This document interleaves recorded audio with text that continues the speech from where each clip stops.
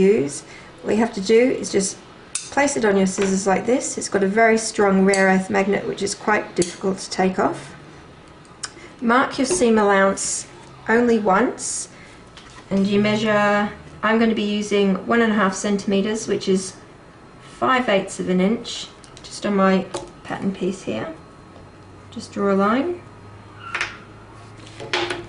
Attach your gadget to your scissors, cut into your fabric at the chalk mark, just about here. I'll move my gadget along there, and then line up your little black band along the edge of the pattern piece, which goes just about there, and then start cutting. Keep the black band along the edge of your pattern piece at all times. The more practice you have, the quicker you can go.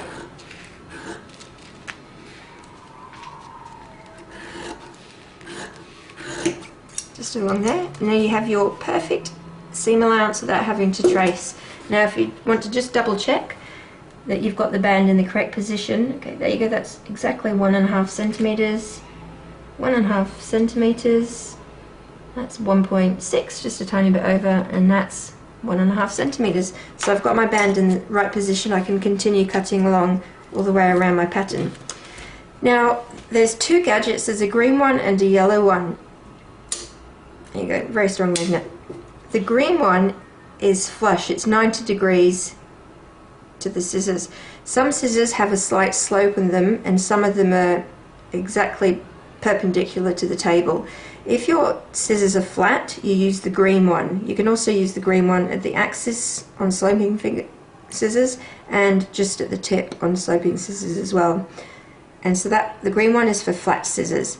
The yellow one has this 3-degree angle on it. So if your scissors have a sloping blade, hopefully you can see that, you pop it on here and you just rotate it around until it's parallel to the table.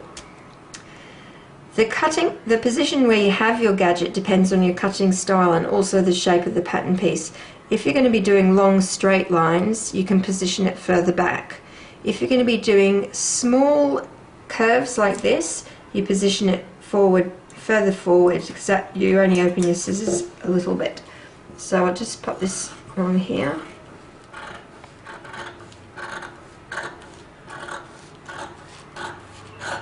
There you go, there's your seam allowance added just there again. And the great thing about having this gadget on here is that if you're adding seam allowances, you won't forget that you actually have to add them and cut next to the pattern piece.